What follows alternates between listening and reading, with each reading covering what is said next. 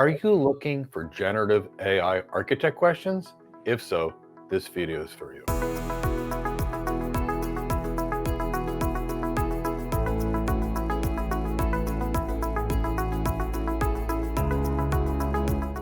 Hi, my name is Michael Gibbs, and I'm here with David Linthicum, and today we're going to do a role-play interview on generative AI interview questions, because I know a lot of you are going to be looking for your first generative AI architect job. And in this video, I will be interviewing David Linthicum. A little bit about us before we begin, so you know where we're coming from. I have been a network architect and an enterprise architect for over 25 years. David Linthicum has been an architect of all kinds and a chief technology officer for about 35 years. He's an expert on generative AI, and he is the author of our generative AI architect training program. So I'm going to interview the expert here so you get to hear it the way it should be, so you know how to win on these interviews. David, could you describe a recent project that you worked on that included generative AI? What was your role and what technologies did you use? Yeah, excited to talk about that. That was a project worked on for a large retailer where we created a recommendation engine based on gathering data on people who did not register for the website. So in other words, you go to a website, you start looking around, and based on your behavior, we can discern whether you're a male or a female, demographics, income, any number of things, based on huge amount of training data that we have from past customers who are, basically doing the same pattern. So the idea is, and lots of retailers use this, is we're able to take this engine and recommend things to the customer that they may not have known that they needed. So in other words, we see somebody is interested in men's clothing. We know that there's a probability that they also may be interested in camping or hunting sports, things like that. And your ability to kind of test it and see if that's something that they're looking to do, then based on that response, your ability to recommend other things. And so the engine that we created was able to increase sales by 30%. And this is all without customers having to register, opt into technology. This is just about them using the site and our ability to upsell them just kind of based on the behaviors. Other thing before that, I built a generative AI driven supply chain integration system. During COVID, the supply chains were absolutely a mess. We couldn't get anything moving. People realized that they were under automated and under optimized. So I built a generative AI system that would, in essence, provide complete logistics, planning, and training based on where the thing was being built and manufactured versus where it needed to go, dealing with the supply chain, including the suppliers for the manufacturers building the product, and looking at very complex parameters that are very difficult to manage normally. And you consider tens of thousands of data points at the same time, and your ability to make decisions based on what those data points are as to the best optimized way to build something, to ship something, to make sure that the suppliers are producing the raw materials that are needed for manufacturing. Just the ability to kind of get to soup to nuts in terms of how you manage something from a customer saying, I need something, to the building, the selling, the shipping, the sales, order entry, all these sorts of things, and where it's a complete automated system where you're relatively assured. Obviously things go wrong from time to time, but it's able to operate around those things where you're going to be as optimized as you can. And in that case, a manufacturer of tires was able to optimize their supply chain, and it generated another $30 million in revenue just in the quarter in which it was implemented. So those are the two that I've done others, but those are the ones I like to talk about. David, really great examples. Plus, I really love that you came back and you talked about the impact of the business. That's great, and thank you. Good experiences there. Now, David, how would you approach data set preparation and preparation for training generative AI models?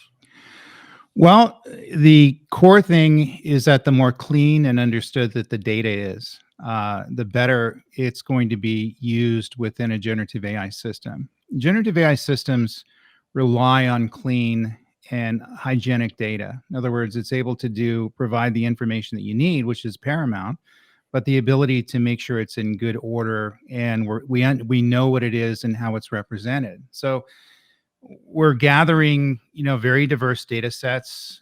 In many instances, it could be images and PDF files. It could be customer data, it could be inventory data, sales data, all these sorts of things. Your ability to gather the data in such a way where it's organized to be presented to the generative AI model, where it's able to learn and train from these data in a very clean way. And this, by the way, is where probably 90% of generative AI projects go off the rails, is they don't spend the time in investing in the existing data sets and understanding the data and getting the metadata correctly, getting the data hygiene in good working order. All these things are fairly easy to implement. They're not overly complex and overly onerous processes, but it's figuring out where everything's coming from, what it means, and your ability to present it properly to the models that are learning from the data so they can build the knowledge models around the data. So it's the normalization, augmentation, the ability to reduce dimensionality of the data, the ability to remove some of the complexity, all these sorts of things. The more that you can do that where it's in an understandable state, if you can understand it as a human being, then your generative AI system can understand it.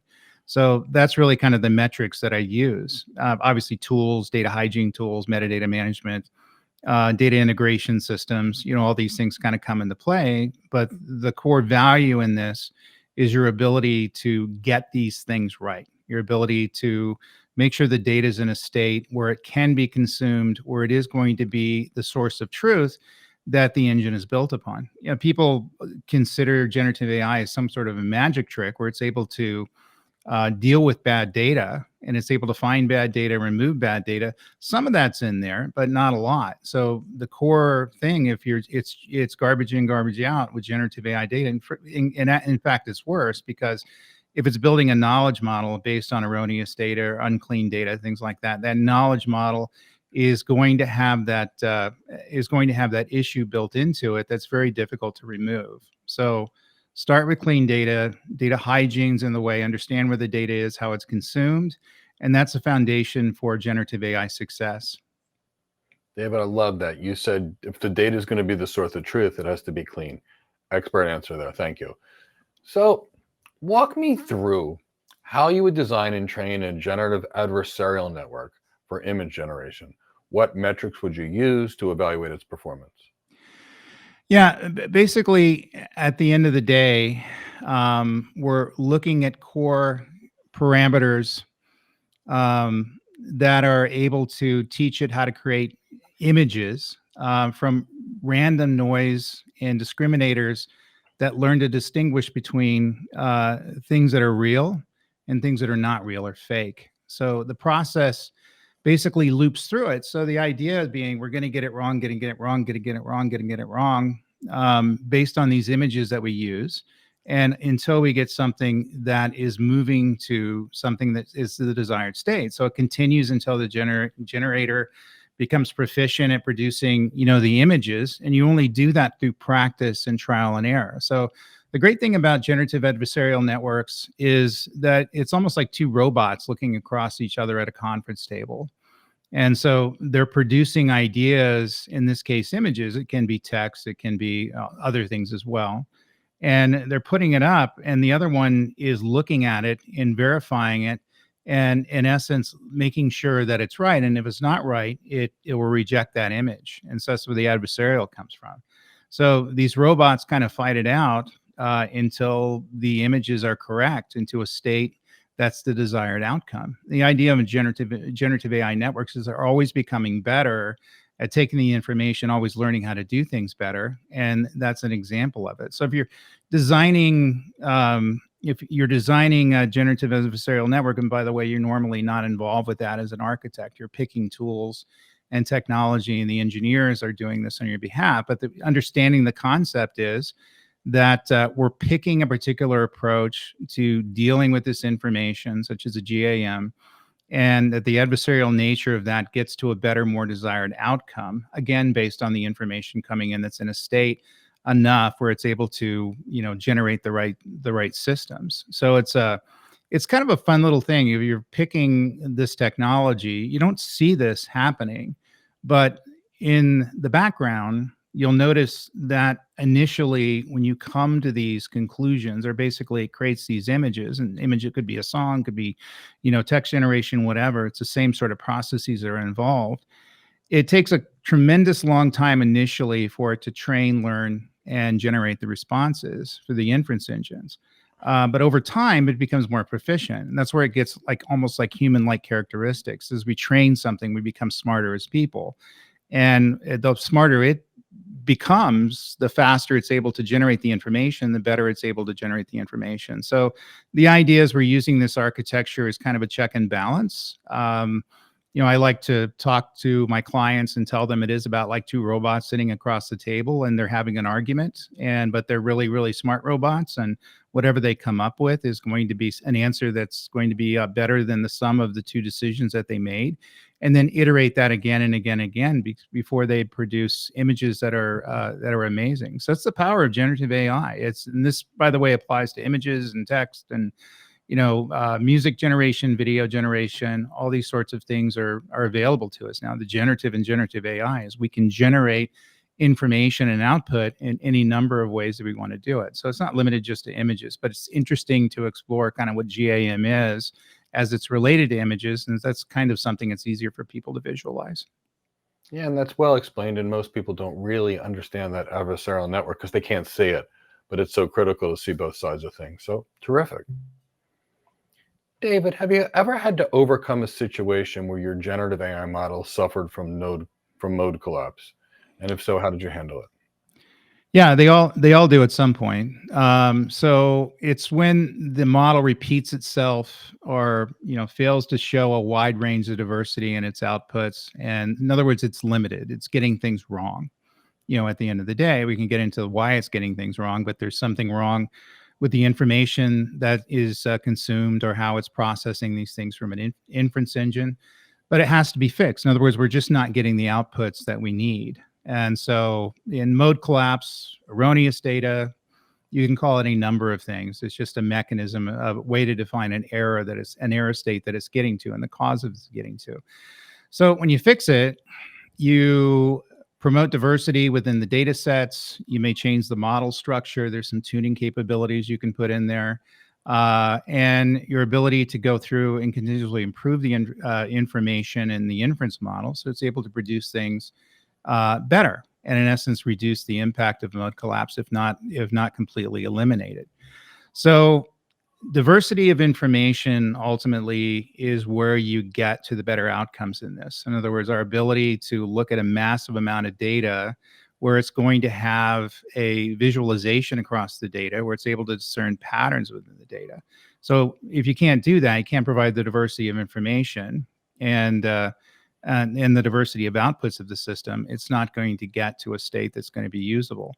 The good news with this is that there's tools and technology out there that will fix this for you. So architects typically aren't dealing with this on a day-to-day basis. This is kind of an engineering concern. They should know what it is and how to address it. But as far as the mechanisms to fix it, those aren't necessarily in the domain of the architect, but it is in the domain of the architect to understand how these errors are going to occur and make sure that we're building and architecting a system that's not going to go this way. And if it does, our ability to have an automated fixing or self-healing mechanism to reduce the impact of the mode collapse and remove it directly from the system.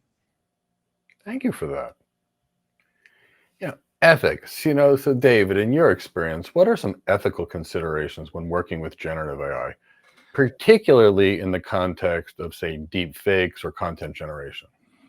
That's a great question. You have to remember that generative AI is a bit risky when it comes to ethical concerns, just because of the power of the system. So we're able to do things that are very concerning, including generate videos, of people who have more than 10, 15 hours of video out there on the open internet, and it's very difficult to discern, if not impossible to discern. So we have a lot of ethical considerations because we know that we can do something. We just need to ask if we should do something. And that's really where ethics comes in. So this information, these small knowledge models that we build, is going to have bias information in it. They're all biased. To the degree of how it's biased is really kind of depend on the training that you use. But it comes down to looking at the harm and impact this is going to happen for human beings. So where there's biased information, deep fakes, your ability to generate erroneous photos, your ability to produce things that are going to be influence people more than they should. All these things really kind of come to bear. So it's working with people that understand what the best practices are in terms of ethics. And one of the things I always do on my team when I run an generative architecture program is I have an ethics specialist, someone who's has a deep understanding in terms of what the best practices are out there and what we should do versus what we can do. We can do a lot of stuff. We can look at the information and biases. For example, when I talked about that recommendation engine that we built, there's lots of things that you can do with that data that will help the business and provide it a better inside track and understanding the customer. But there's also ethical concerns in doing that. And you have to kind of make sure that we're not crossing that line. And this is a line we're going to come up to many times. And so my advice is, number one, look at the reality of of how you're going to build these systems and impacts that it can have on human beings and society and nature, but also get somebody who understands how to deal with the ethical concerns on your team that you can chat with, and we can put an ethics plan together and bias elimination plan together, and we can do bias audits so we can people can understand if there's any bias in the system at a particular time. And you have to remember that it's not when you're going to go to it's not if you're going to go to court over this, it's when you're going to go to court. And so that being the case, you always need to build these generative AI systems as if you're explaining it to a judge and a jury. And so we're always thinking about how to practice defensive ethics, doing the things we should put in there so we're not harming human beings, but also the ability to audit and track and log all the various things and the decisions that we're making. So if we do have to explain it to a court or a judge or a lawyer or binding arbitration or even the board of directors, things like that, we're going to be able to do that. So it's much different than traditional systems where you don't necessarily have the power to do a lot of things that are going to cause ethical concerns. In generative AI systems, you do. And I think that an ethics program is going to be bound to all these projects. In fact, I wouldn't work on a generative AI project without some sort of ethics counseling and auditing that occurs within the system. It just removes the risk. A really great response. I also really like the way you said it. Just because you can do something doesn't necessarily mean you should do something. That's something we all need to think about. Yep. So, David, you've been in this world for a little while. What are your thoughts on the current state of generative AI research, and where do you see it heading in the next few years? Yeah, obviously, it's the focus of most people are in the technology world right now. It doesn't matter if you're building operational systems or security systems or platforms. Everybody's looking at how they're going to work and play well with this model. It's unlike anything I've ever seen in my career, and I've been doing this stuff for 30 plus years. So the focus right now in terms of the state of the generative AI system is probably too focused on the tactical tools and technologies, focused on the processors, GPUs, TPUs, focused on some of the engines that are being built, and focused on, basically who's turning out whether a cloud provider is better at generative AI than the other cloud provider, which is fine, but it's not something we can do longer term. So longer term, we need to focus on how this technology is going to evolve in a couple of years, and where is it going to be, and where does the business need to be in terms of consuming that technology. So it's less thinking about the cool tools and the processors and the use cases for generative AI that are out of this world in terms of fun stuff to think about, but the ability to look at how we're going to find the business applications. So we're getting things planned, we're getting things processed to make sure that we're going to build something and that's going to be of value to the business in 1 year or 2 years down the line. So it's not focused on the shiny objects. It's focused on the real world benefits of this stuff. And I think utilization and the use cases of generative AI for most businesses is going to be very tactically oriented. They're going to build smaller language models and rather than large language models. It's going to be dealing with strategic uses of the technology to differentiate the business and really kind of create the innovative differentiators within the marketplace. For example, the two that I mentioned, the recommendation engine and the supply chain integration system, intelligent supply chain management, would be instances of that. But the ability to automate manufacturing, the ability to have a common knowledge mechanism across robotics within a factory, the ability to put intelligence at the edge so we're able to manage oil platforms in ways that are going to be safer and more productive. And so all these things should be put on the radar screen right now in terms of how we're going to use the technology and the tactical uses of the technology. I think we have a tendency to be too focused on the large language models that are out there and what they're able to do. And those are going to be important. And we're going to use the utilities out of those. And, they're accessible via APIs are going to be part of the process. But the bigger question, which people aren't answering now, is what this technology means to our particular business and what we're going to use it on. So you go to meetings where they have a generative AI steering committee for a large company. They're just reviewing the cool stuff. They're talking about the releases of the next coolest LLM. They're talking about the different cloud providers and how they're approaching generative AI, and not necessarily the core technologies that they're looking to build. So the focus should be, and my focus is on where that technology is going to be in 2 or 3 years and what is going to be the relative value and meaning to the business. The thing is, if we're going to be generative AI architects or any kind of architect, we have to have that in sight. So it's probably too much focus on the things that really aren't going to matter in a few years, and not enough focus on the tactical uses of the technology for the particular business domain.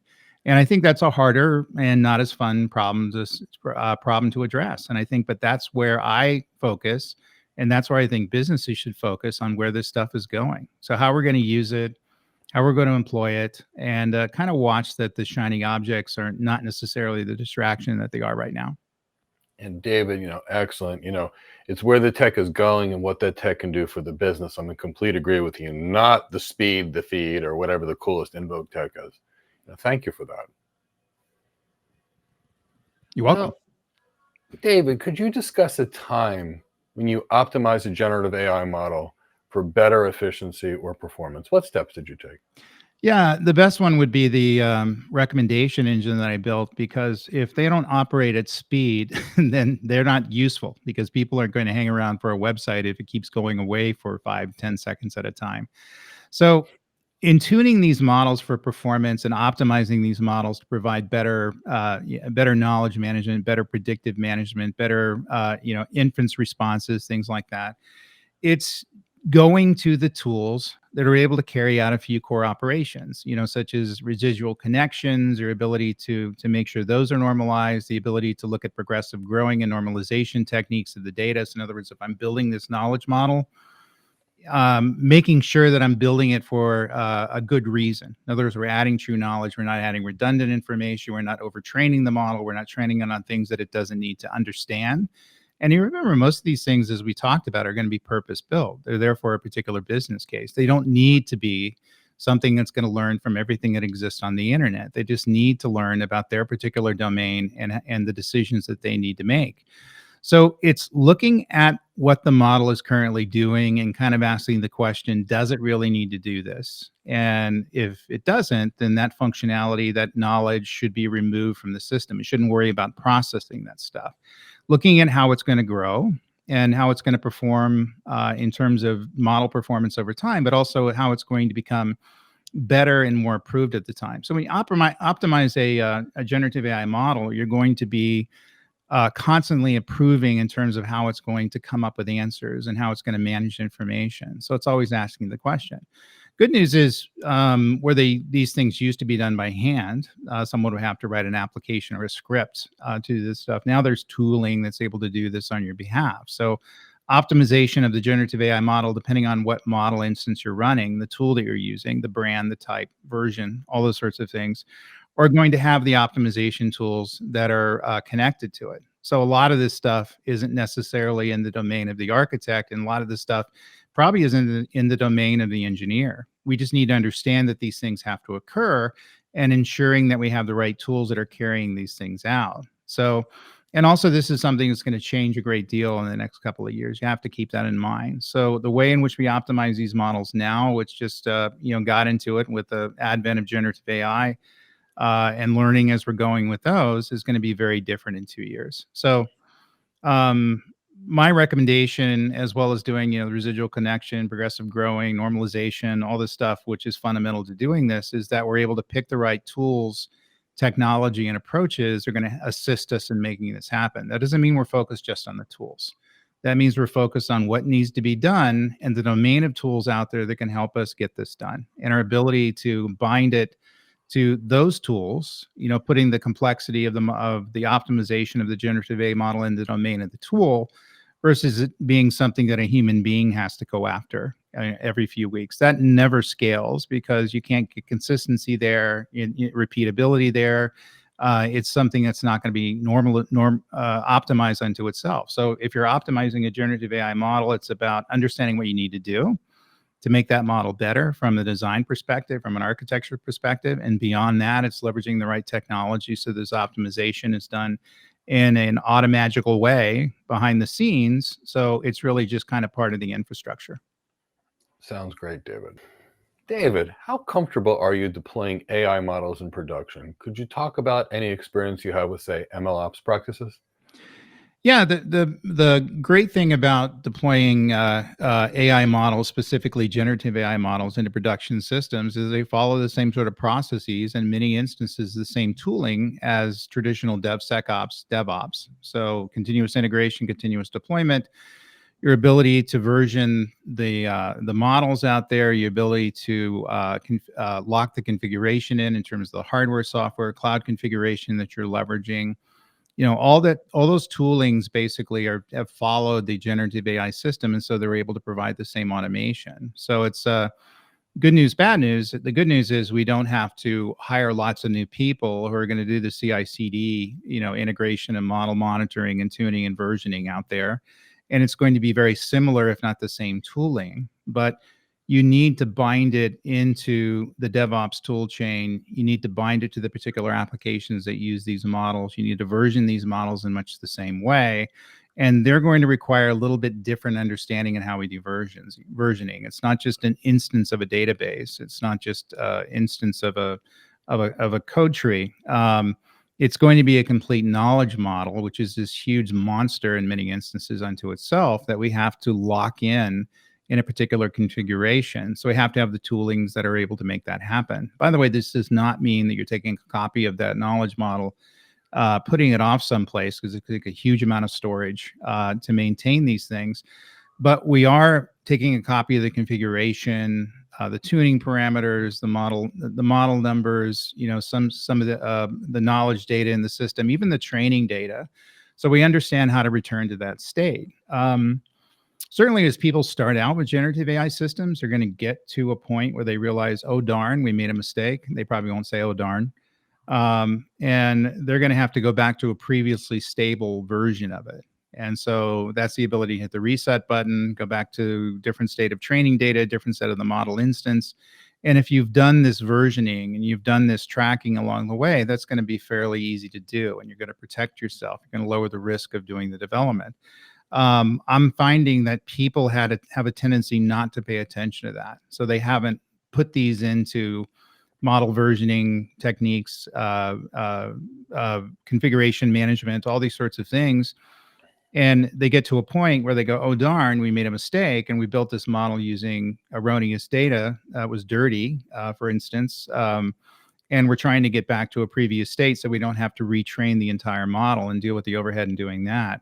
And they can't do that. So an instance, what they did is made a mistake. They have knowledge engines, knowledge models that are built on something that's wrong, and they have to figure out how to undo that stuff after the fact. And those aren't databases. Those aren't code trees. Those are, this state of a system where it's more than just data, but it's an array, it's a network of knowledge, relational systems that sits within these LLMs, and you're going to have to do a little bit more in order to get back to a previous state. So your investments should be made in CI/CD technology, your ability to look at the model versioning technology, and work with your particular AI integration vendor, your AI tool provider. So we're always going to get to a state where you use either one AI tool, so normally it's going to be 3 or 4, and how we're going to build these things, and then use them as the sounding board for ways in which we should version their models. You got to remember they have the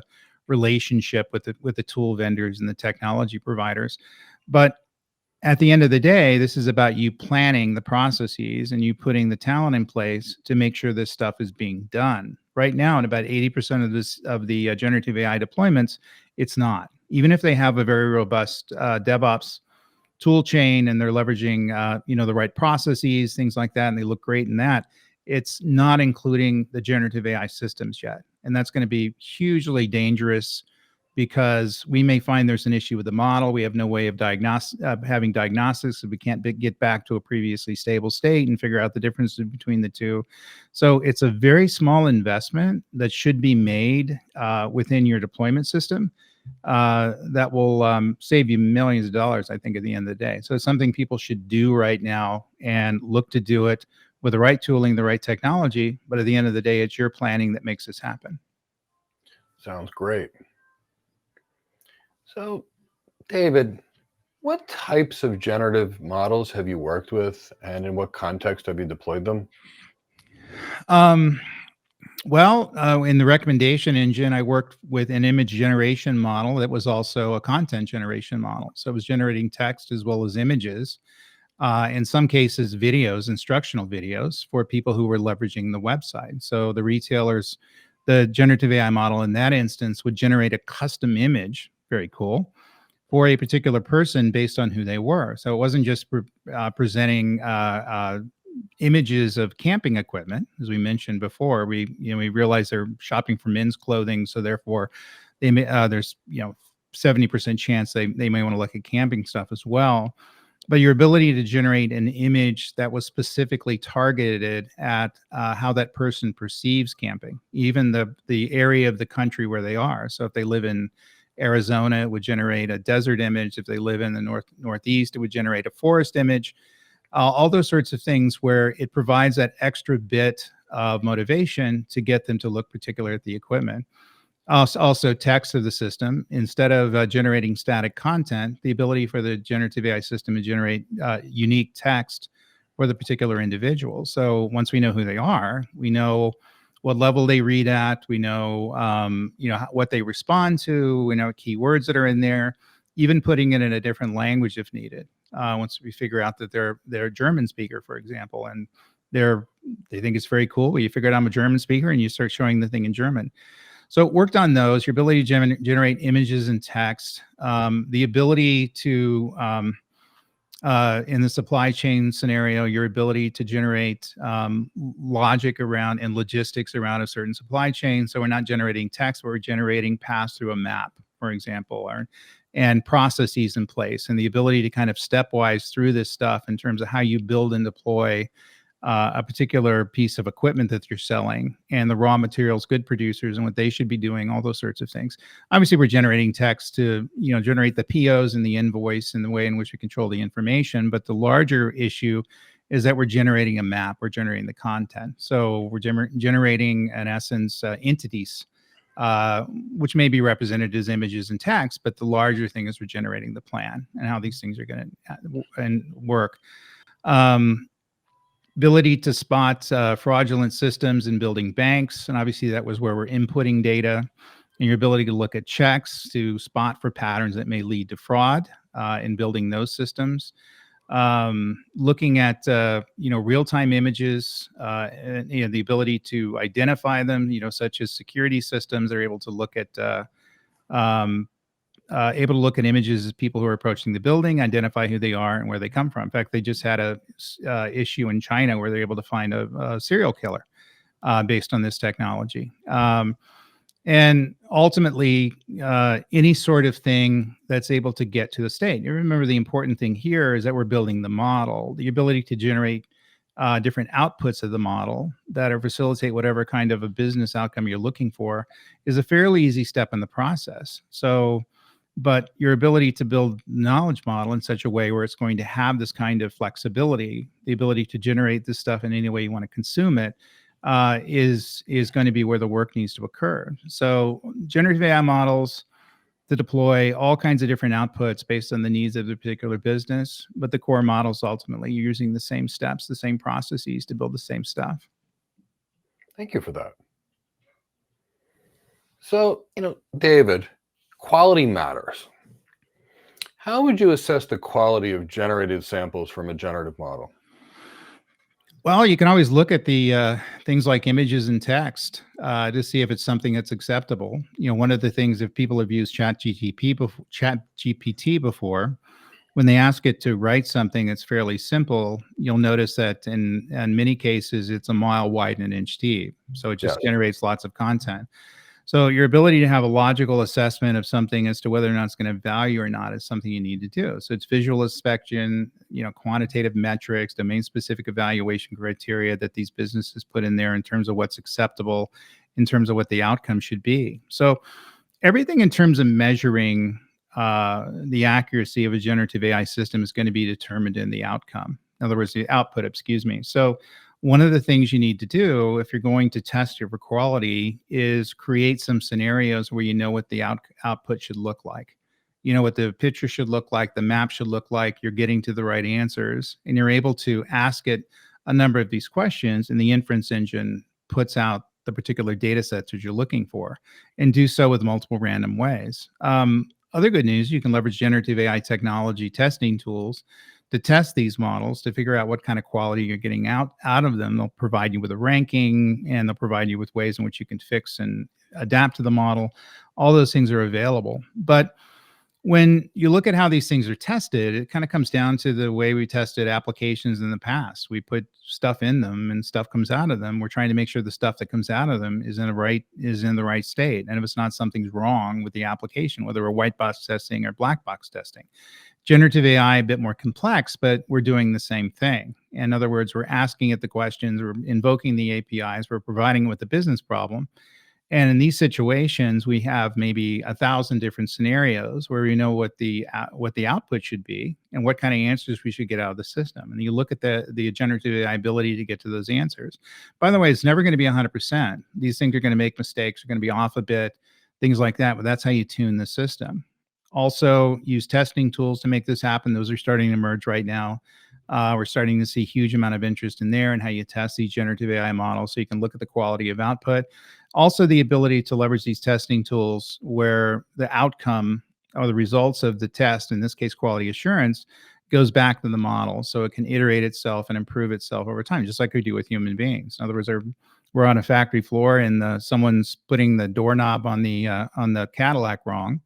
And it's a repeating pattern. And then we can go back to them saying, you did it wrong. Let's put it the right way. And it's fixed. Generative AI models work in the same way. They can be instructed, they can be trained, and they don't seem to take it personally. So I like working with them. Yeah, they're not going to take it too personally. Very good point there, David. David, could you describe a challenging project involving generative models that you've tackled? Yeah, ultimately, the ability to build a fraud detection system for a big government agency was probably one of the most challenging things that I worked on. Number one, the technology was very new. We were just more of an innovative research projects at the time. They obviously wanted to invest in it, so there wasn't a lot of technology and talent out there. I had to, in essence, build the approaches to make the thing happen and kind of understand my different architectural parameters going forward using what I knew from the world of cloud computing and enterprise architecture and application architecture, things like that. So it was what I didn't have a lot of things to draw upon. In other words, there weren't a lot of people I could learn from. There weren't a lot of books I could read about this. There was some PhD dissertations, things like that. But it was something that was definitely going to be me figuring this out as we go along. Well, that became the challenge. So we, looking to develop this deep learning generative AI models, your ability to leverage the technology in such a way where it's going to have the right outcome for the client and your ability to, in essence, build lots of these things from scratch, knowing full well by the time you deploy this thing, there's going to be other products out on the market that are going to solve this for you. So that was a difficult thing to do because I felt like I was going to be repeating the wheel, or so reinventing the wheel for something else, and someone else was going to step in and make it happen. So what I did was to make sure that everything was very modular in nature. And so in other words, we could plug in the generative AI tool set. Again, if we have something better coming along, we're using ETL tools, the ability to deal with data hygiene and batch processing to load the training models, your ability to deal with model data management in different ways, your ability to bind this, into a DevOps tool chain. And that was difficult because it was probably too early. And that was my advice to the client. In other words, we're building something before I think it's going to take off. And if we wait a little longer, then it's something that we can build with better tools and have a better understanding of the market. The more we let it mature, and maybe we take a baby step now, build the training data system and the business analytics system, and then we put this on later. That wasn't the case. They wanted it built, and it was built 6 months, and that was a very aggressive timeline.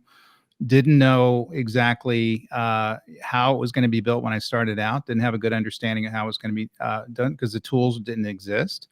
But we're able to pull it off, and pull it off with lots of very talented people around to make it happen. And by the way, that's key to all this. Your ability to lead a team and attract a team that's able to take on various components of the system and take on their role and responsibility. So they're doing the data science, they're doing the AI engineering, they're doing in this case, it was a deep learning system was bound to a generative AI system.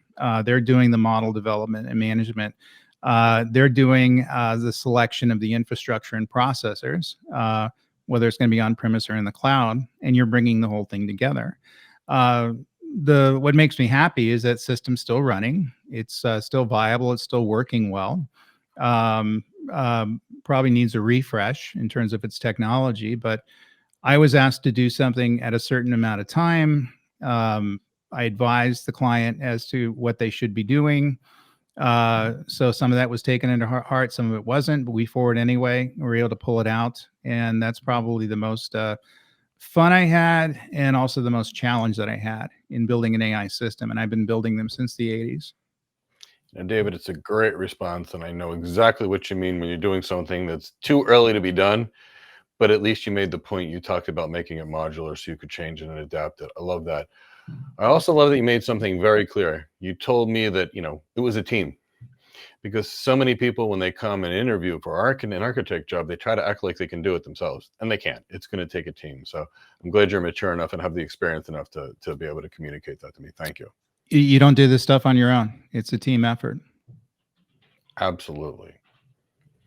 David, I know we touched a little bit on ethical considerations before, but I want to go there a little more because it's so important with this topic. What ethical considerations are crucial when deploying generative models, and how do you address them?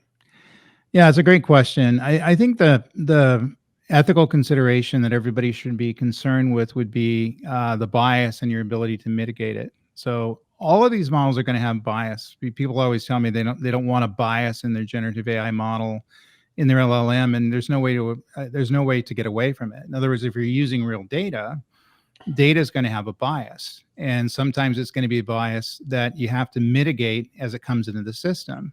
And in mitigating the bias, we need to identify it.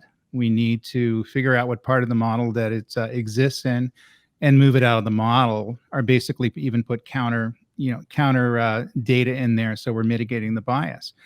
So that's the big one, because that's the one that's going to get you in trouble. That's going to have you turning down loans for a certain demographic of people, and perhaps not selling in certain parts of the United States because we're not addressing that part of the United States for whatever reason. Your inability to identify and use information in a way that's going to be fair to everybody who uses it. And so the ethical considerations really kind of lie there. If you look at all of the legal cases that have occurred in the last 10 years around utilization of AI, it's around biases. People are impacted and they're damaged because they can't get a loan, they can't buy something, they can't get a procedure done. In healthcare, I heard the insurance companies were leveraging these systems to pick and choose what what treatments people could have, things like that. And when you do that, you need to have some sort of a process that you can document that you're getting through to audit and remove all of the ethical issues that these systems are going to have. And so that's core how you deal with bias. But at the end of the day, your ability to look at what this thing is doing as to whether it's harming people or a group of people is what you need to ask. Things like making sure you have consent with people who are going to be producing in the network, your ability to have copyright issues with people. I notice that in LLMs that I'm using, my work comes out a lot of times when I ask questions. So making sure you have the legal roles and legal documentation and concepts and consent for all the information you're going to leverage as well. So lots of dimensions kind of come into it. But at the end of the day, are you harming people? Are you going to get yourself in trouble with the law? And are you doing the right things, which you can explain to your stakeholders? And I think that's what we need to kind of move through. So the considerations are really that. So people get into these bias frameworks and bias checkers and things like that. That's really not, those things are easy to deploy. You need to have an ethical framework, an ethical set of guidelines that people can follow. So we live up to some sort of an ethical standard. That's why I love having an ethics specialist on the team. And the reason why he or she is going to be responsible for ensuring and auditing and making sure that things we do are things that we should do. It's not that we can do it. We can do lots of stuff. We can do deep fakes, and we can put out, produce things that are approaching fraudulent marketing campaigns, things like that. But your ability to say, should we do it? In other words, we can, should we? And I think that should answer is really where the biased and ethical standards lie. Great answer with that, David. Thank you for that. David, could you explain the concept of latent space in generative models? Yeah, latent space is really kind of a work area. So, it's low dimensional space that, we're able to put features and variations in, that's able to leverage something, that's able to put it into a space for a certain amount of time as we process the system. So it's probably best, people define it differently, but it's best defined as that. So the generative AI model is going to put stuff out there as a temporary storage area, and it's going to process information and handle the information within the space. And it's something I think as an architect you don't have to deal with, because it's something that the tool set into itself is going to do on your behalf. But it's good to know that it's there, and it's good if you're talking to a vendor to ask them how they're managing latent space and whether it's persisted or not, and how they use it, how it's affect on the processor and things like that. Thank you for that. David, have you implemented conditional generative models? And if so, what techniques did you use for conditioning?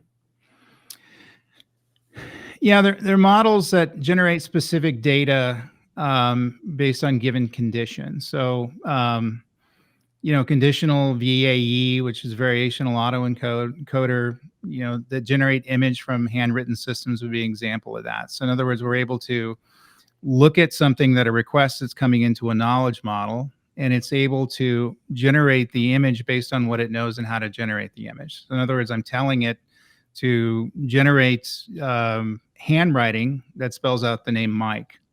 So it has to know a few things. In other words, it has to know how to write Mike from a verbal cue to a written cue, but also needs to know how to write it out in handwriting. So it's able to generate images, based on desired digital labels, and it's able to learn to produce images that match the provided conditions, allow the targeted data generation. So what we're saying is, write Mike, and it knows how to spell Mike, and it also knows how to write it out in handwriting. And so in looking at that, where it's, looking at the conditional, classifier attention mechanisms to make sure that's done in a proper way. Again, good news is normally architects don't have to deal with that. It's good to know that it's there and the implementations that are there. All of the models and all the technologies out there are going to do this in a different way. So it pays for you to understand the conceptual understanding of what these things are, but not necessarily how it's carried out in detail, because that's going to be the domain of the particular tool that you leverage. Absolutely. Now, I know you partially answered something like this earlier, but I'm going to dive a little deeper. How do you train a generative model effectively that's going to have either limited data or noisy data? Yeah, the best thing is to do things like transfer learning, the ability to augment the data, and even providing some semi-supervised systems in there as well. So, in other words, a great thing about generative AI systems is that they deal with information learning through unsupervised techniques, and we don't have to tell it what to do. And so that's why we can take these LLMs and point it at the open internet and just go out there and read everything out there and discern it through patterns and come up with conclusions and become very smart at the information out there. However, if we have noisy data, or some of the data may not be there, it need to be backfilled, we have to have some sort of a similar supervised capability where we're backfilling the data. We know if the zip code is missing, that we're going to have to take the city and state, look it up, figure out what the zip code is, and put it in the data before it's consumed in the generative AI system. The ability to make sure that it's spelling things correctly, the ability to make sure that we don't have a transaction that's wildly out of gauge. We're not charging someone $10,000 for a safety pin, things like that. So your ability to put these kinds of conditions and these kinds of monitoring systems around the consumption of the information is really how you beat this noisy data. That's one way to do it. Another way to do it would be to go back and fix the data, which is my preferred way of doing it. But many businesses can't do that, or so many instances they'll tell me that that's somebody else's data. We can't fix it. So you need to figure out how to do it on the fly. Well, that's a way to do it on the fly, but you should go fix the data. That's your best bet. Sounds great, David, and thank you. Yeah, the better the source of the information, the better the results will be. Right. So, what strategies do you use to ensure stability and convergence in training generative models? Yeah, things like normalization, understand the progressive growth in the model, how that's going to be managed, and your ability to deal with adapted learning rate schedules. In other words, when those things are going to be pushed through the model and how often that's going to happen. So you have to remember that these things basically function on external stimulus that occurs on them. So we have to look at the stability of the models based on what needs to be changed in the model. And that's why we put things like adaptive learning, diversity promoting loss function, preventing overfitting, stabilizing training processes, getting into the model's reliability to learning. So there's any number of ways to do that. But at the end of the day, what you're doing is you're trying to make sure that the model can learn in a repeating rate. We have a way in which the model can generate outputs in repeating rates. In other words, if we ask it a question, it's going to generate inferences based on that model. So this is going to be that this particular model is able to learn in any number of ways, and we have stability in the ability to train the model in any number of ways. And we've assured that the stability and reliability is there in how it's going to be trained. Again, good news, bad news. Good news is you need to understand what that is and how that works. Ensuring stability, convergence training of these models. That's the bad news. The good news is that we have tools and technologies to make this happen. So most of the technology that I deal with in generative AI, this is an automated process that happens behind the scenes. It's good to know what that process is, very much like you're dealing with a database. You know how to add and delete data. You know how to deal with data normalization, any relationship diagramming, and foreign keys and primary keys, things like that. And here it's looking at the particular way in which the generative AI model needs to consume information and making sure we're tuning to make sure that's going to be something that's going to work every time. And it's going to provide them with some core capabilities to make sure that it's able to learn at scale, I guess is the best way to put it. Thank you. Well explained. David, if you could discuss the trade-offs between different generative models such as GANs versus VAEs. Yeah, in other words, the adversarial network, generative adversarial network, it's able to prioritize sample quality. And so in other words, it's again the robots that are working across each other in the conference room, and their ability to throw something up like, we're going to evaluate this piece of data, and they say, I have an opinion of this piece of data here, and I have an opinion of this piece of data, they match, it moves on. I have this opinion, I have another opinion, and it doesn't match, then we have to come up with some sort of an arrangement in terms of what's the best outcome. That's why these things are very good at producing information that is right most of the time, based on the training data that it has. Is because we're going through this kind of scrutiny. The data is in essence always questioning itself and improving itself moving forward.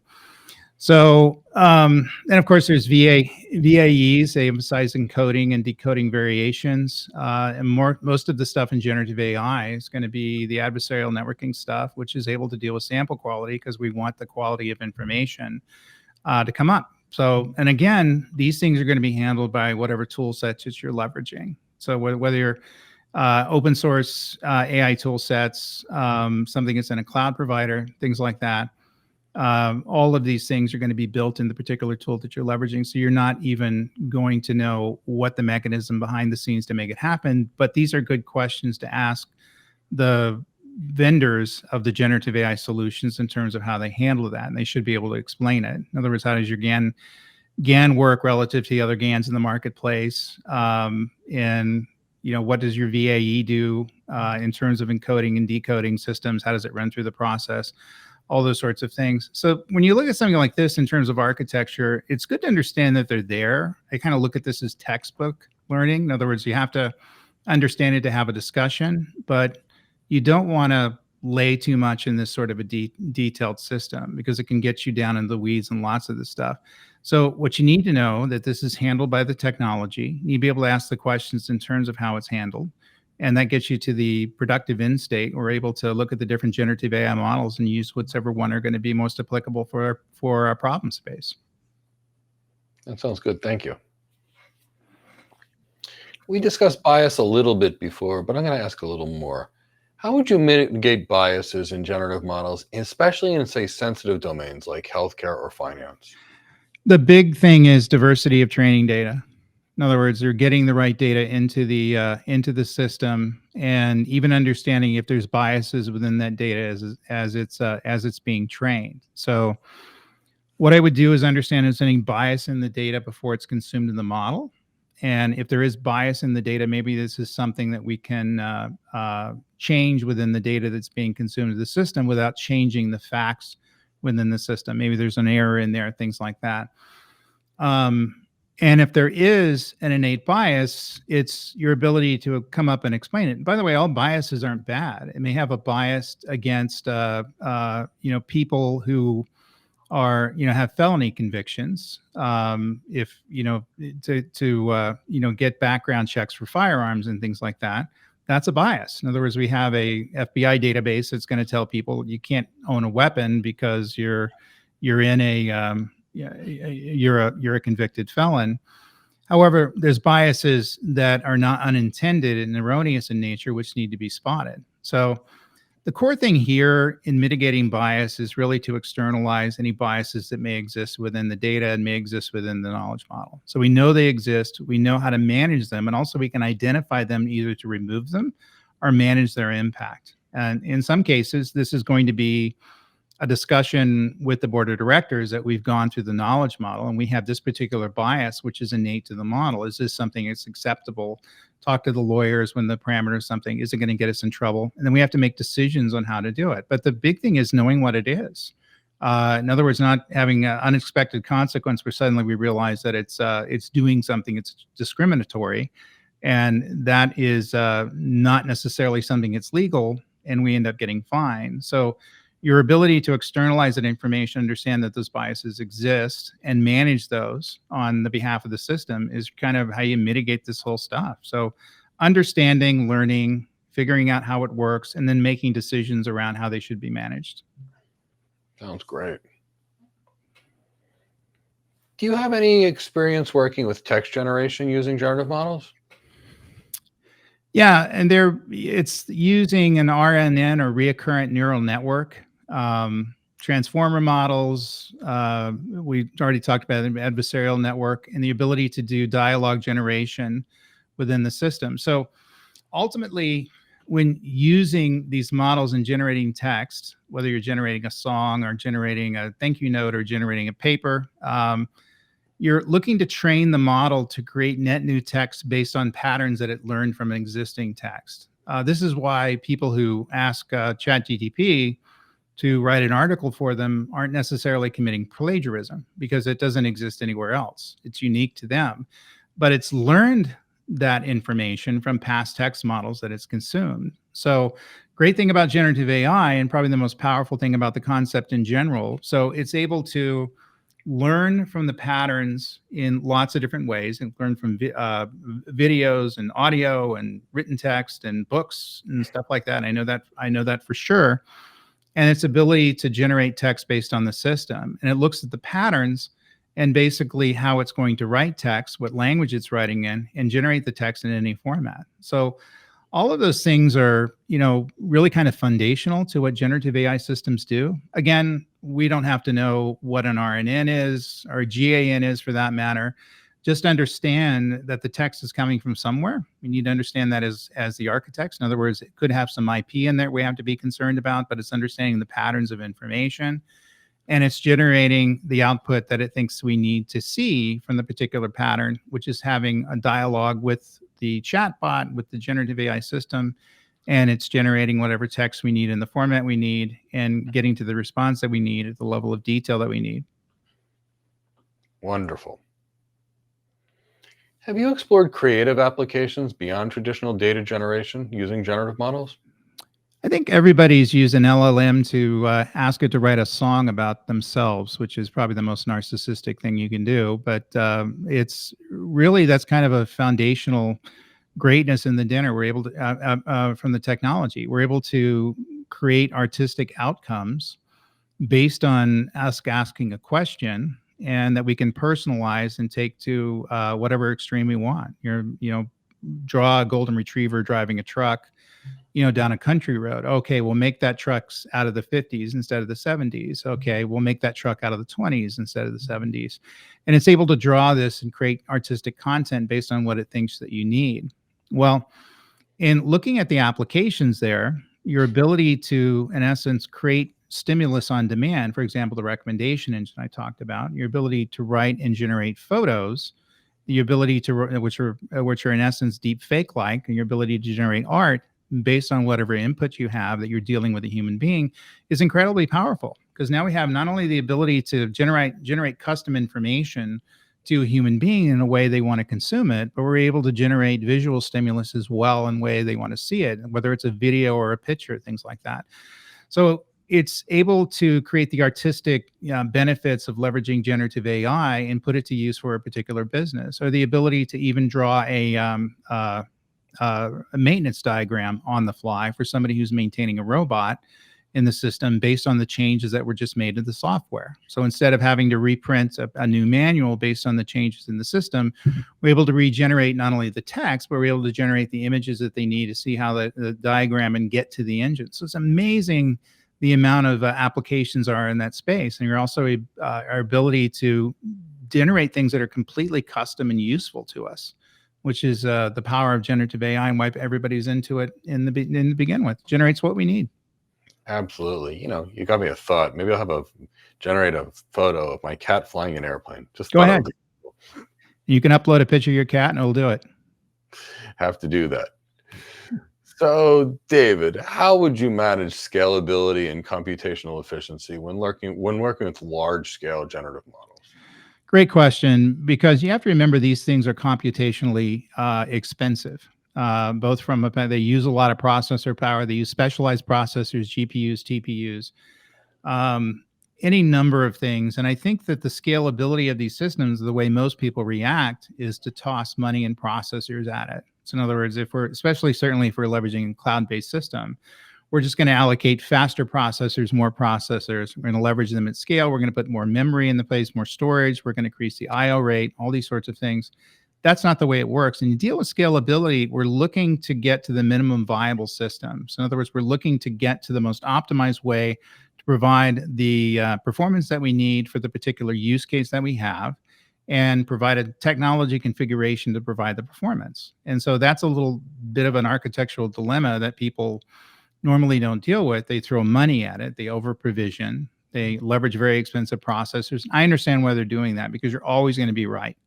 In other words, you're always going to have something that's going to work and it's going to perform well, but it may cost you 10 times what it should cost. And that's where we get into trouble as architects. We have to pick the right tool for the job, the right system to set it up. So it's looking at performance metrics, it's looking at performance profiles, it's looking at I/O rates, it's looking at network saturation rates, it's looking at storage utilization, it's looking at memory utilization. And even using things like distributed training frameworks, where we're moving things across multiple processors and doing so in a more efficient way. And there's ways in which you can use CPUs instead of GPUs in doing that, which is awesome. So therefore, GPUs cost a lot of money to run. They use a lot of power. What if we're able to use a cluster of CPUs to do the same thing? In some instances, on some use cases, you can do that. It's your ability to have a computational scaling model based on the fact we're leveraging a unique creative use of the framework.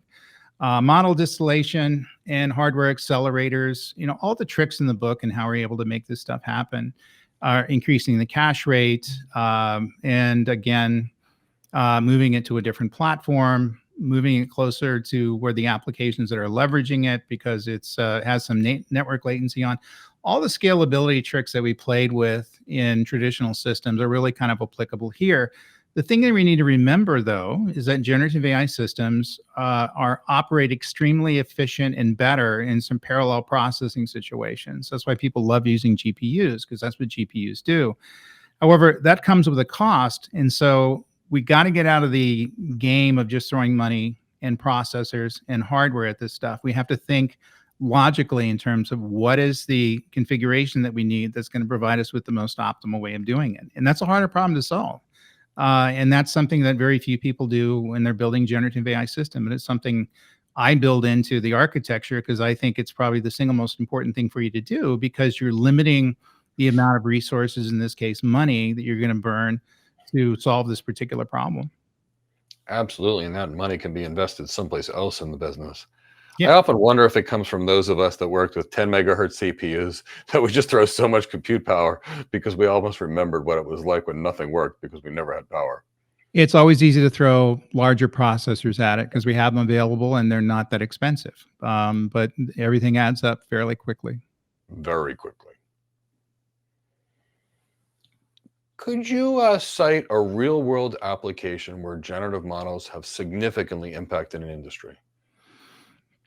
Yeah, that's a great question. I think the ability to generate information processing within the marketing departments, that's kind of an unsung hero of generative AI. So in other words, we talked about the recommendation engine. At the end of the day, that's a very sophisticated marketing engine that's able to sell something. If you remember marketing is your ability to generate demand, which is able to generate more sales. So quietly, all the marketing groups are making well use of generative AI systems. And I say quietly because it's something I don't think people want to advertise. You're not doing a press release that you're building generative AI systems and chatbots into your core engine. But that's something where they're able to determine the viability of the market, your ability to determine what people are thinking based on your scanning social media and using that as training data, your ability to understand logistics, all the things that generative AI can do, but then customize stimulus that's able to produce the most benefit to the business. So they can generate custom images. They can generate custom text. They can generate audio to communicate with people in ways in which they're not going to get turned off because it's AI. So that nuance was always missing from marketing, and people don't like spam. They don't like cold calls. They don't like a lot of the things that the marketing folks move into. Now it's something that can be strategically directed to provide the best benefit for making it happen. And that's changing the game quietly. And obviously we have supply chain integration. We have Uber that uses its AI system. So we're able to get the best car and the best driver for our particular situation, depending on where we are. All those things are being tactically deployed right now. But as far as something that's systemically changing the industry, I think it's quietly the marketing industry. Okay, that's great. David, what role do attention mechanisms play in generative models, and how do they enhance model performance? Well, they facilitate focus and ultimately put an eye on something that it should be paying attention to, like the name applies. In other words, if I'm creating my system that I created to spot fraud, in this case, I'm focusing on checks people are writing and credit cards and even videos of them at an ATM, then I'm focusing on particular things that are going to be more meaningful to me than others. Your ability to look at the signature of the check, your ability to look at the quality of the paper, all these sorts of things are going to be more meaningful to me than other attributes within the system. So I'm going to have an intention system that's going to put a spotlight on a particular attribute that I think is going to be important. And it's important to do that. And got to remember, generative AI systems, if they're not taught different, they treat all data as equal. There's equal stimulus that come into the system.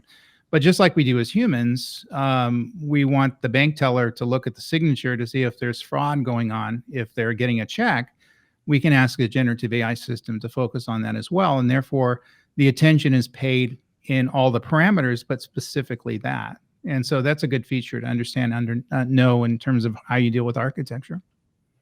Great point. David, how would you ensure the robustness and generalization capability of a generative model across diverse databases?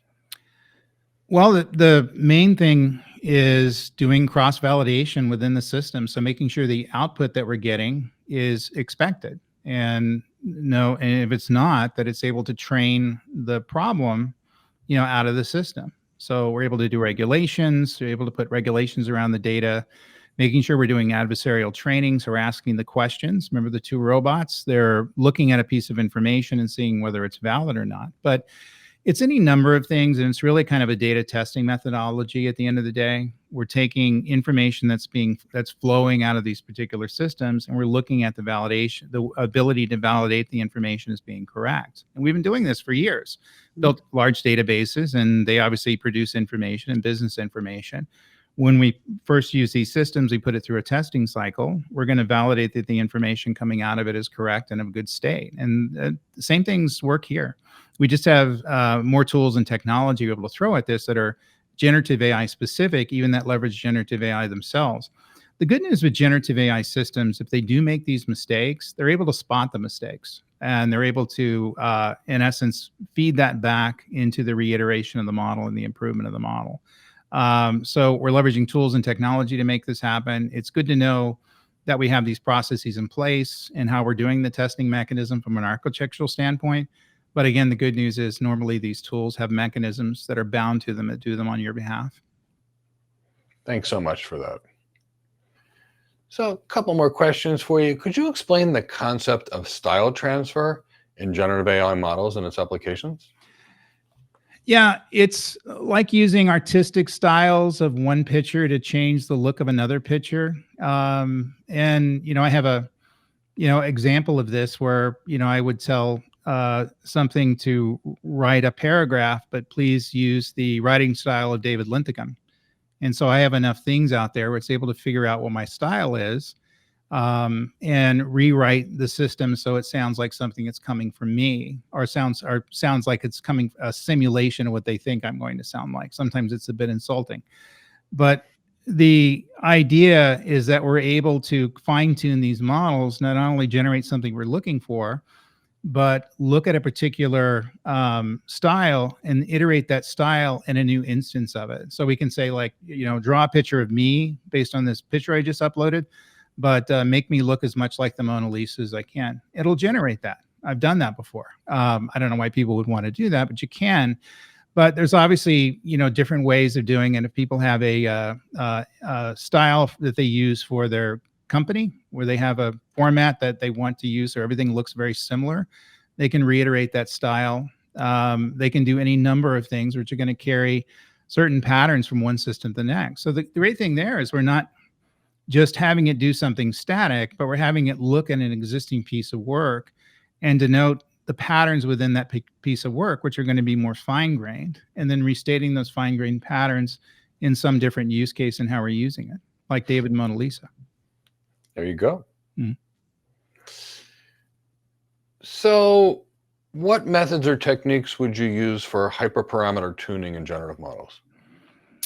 Well, ultimately, it's just finding the best setting for the model. It's going to be tuned for the best performance and the best outcome. And so we look at things like learning rates and batch sizes, and make sure that the output is occurring in a way at a speed that's going to be useful to us, things like that. And so generative AI systems and models at the end of the day are going to have tunables within them. And other things we're able to configure to make them operate better, focus on particular things that we need to do faster and better, focus on running things at a rate that's not going to necessarily cause errors, but it's able to produce and generate the performance that we have. And so this is basically dealing with tunables, very much like a database. And so they're all going to be different, by the way. There's no one approach to tunables with all these various tool sets that are out there, but learn what those configurations are, learn the best practices for setting these configurations, and you're able to tune the best performance out of these systems. And that's the idea behind them. So we're tuning it for its particular use. In other words, they're all going to do things differently. They're all going to set the performance parameters differently. They're going to deal with IO differently. We're setting up that system very much like we tune our automobile to be optimized for the particular configuration and use case that it's doing. Wonderful. David, I just have one final question for you. And then after that, a few things we can talk about. How do you stay updated with the latest advancements and trends in generative AI? That's a great question. I just read as much as I can.